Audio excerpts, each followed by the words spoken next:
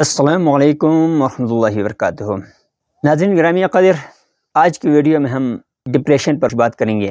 جب مایوسی، اداسی یا افسردگی، منفی خیالات اور خواہشات کا غلبہ شدت کے ساتھ زیادہ دنوں تک ٹکے رہیں، جس سے شخص ایک خول میں بند ہو کر رہ جائے اور اس کے زندگی کے روزمرہ معاملات پوری طرح متاثر ہوں، ڈپریشن کہلاتا ہے۔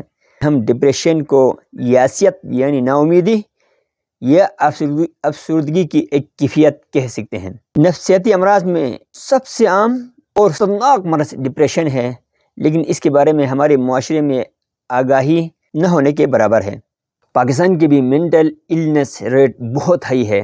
WHO کے مطابق پاکستان میں بھی تقریباً 24 ملین لوگوں کو مینٹل ہیلتھ کیئر کی ضرورت ہے۔ ڈپریشن بھی جسمانی بیماریوں کی طرح ایک باقاعدہ بالکل ایک بیماری ہے۔ اس کا مریض بھی توجہ، ہمدردی اور علاج کا اتنا ہی مستحق ہے جتنا فزیکل دیگر بیماریوں کے مریض جو ہے مستحق ہے۔ لیکن بدقسمتی سے ہمارے معاشرے میں ڈپریشن کے شکار لوگوں کے مذاق اڑایا جاتا ہے۔ ڈپریشن کے مرض کے شکار مریض کے ساتھ تضحیک امیز رویہ اختیار کیا جاتا ہے۔ ڈپریشن کے علامات میں سے اس کا مرکزی علامت مزاج میں اداسی اور زندگی میں دلچسپی کا کھو دینا ہے، اور اس کی سب سے بری شکل الارمنگ سچویشن جو ہے، اس زندگی سے جی بھر جانا اور اس زندگی کو چھوڑنے کا دل کرنا ہے۔ ڈپریشن کے مرض کی تشخیص کے لیے اگر یہ ابتدائی سٹیج پہ ہو، نارمل سٹیج پہ ہو، تو ہمیں کسی ڈاکٹر، طبیب، حکیم کے پاس جانے کی ضرورت نہیں ہے، ہم خود اپنی بیماری ڈائگنوز کر سکتے ہیں۔ یہ ایک نفسیاتی بیماری ہے، اس کا سب سے بڑا علاج بھی ہمارے اپنے ہی پاس ہوتے ہیں۔ کسی بھی شخص کے اندر ذیل کی علامات میں سے 5-7 علامات پائے جائیں تو ہم کہہ سکتے ہیں کہ اسے بھی ڈپریشن کے مرض لاحق ہو گئے ہیں۔ پہلی علامت زیادہ تر وقت اداس اور افسردہ رہنا، اکثر وقت بے چینی اور اکثر کام میں بے بسی محسوس کرنا ہے۔ جن کاموں میں پہلے دلچسپی ہو ان میں دل نہ لگنا، کسی چیز میں مزہ نہ آنا، تنہائی پسند ہو جانا، جسم میں کسی بھی جگہ بلا وجہ درد محسوس کرنا، کہ کوئی فزیکل وجہ نہ ہو اور ہم محسوس کریں درد، تکلیف، تھکاوٹ محسوس کرنا، جسمانی یا ذہنی طور پر کمزوری محسوس کرنا، روزمرہ کاموں یا باتوں پر توجہ نہ دے پانا یعنی کنسنٹریشن کا فقدان ہونا، احساسی کمتری کا شکار رہنا، خود اعتمادی میں کمی ہونا، مستقل مایوس رہنا، کبھی کبھار ہونا، یہ انسانی فطرت میں شامل ہے۔ وہ کبھی خوش ہو سکتا ہے، کبھی غمگین ہو سکتے ہیں، لیکن اس کا ڈیوریشن لمبا ہو اور وہ مقرر ہو، اس کا کوئی وجہ نہ ہو، فزیکلی ایکچوئل کوئی وجہ نہ ہو، صرف امیجینیشن کے بیس پہ، امیجنری وجوہات کی بنا پر جو ہے مایوس ہوں مستقل، تو یہ بھی ایک علامت ہو سکتی ہے۔ بے خوابی کا شکار ہونا بھی اس کی ایک علامت ہے۔ رات کے آخری پہروں میں نیند سے جاگ جانا، صبح سویرے جاگ جانا، اور نیند نہ آئے تو الٹی سیدھی سوچ کا آ جانا، برے خیالات کا بار بار ذہن میں آ جانا، یا اس کے اپوزٹ میں جو ہے ان کا بہت زیادہ آ جانا، بہت زیادہ سونا بھی ڈپریشن کی علامات میں سے سمجھی جاتی ہے۔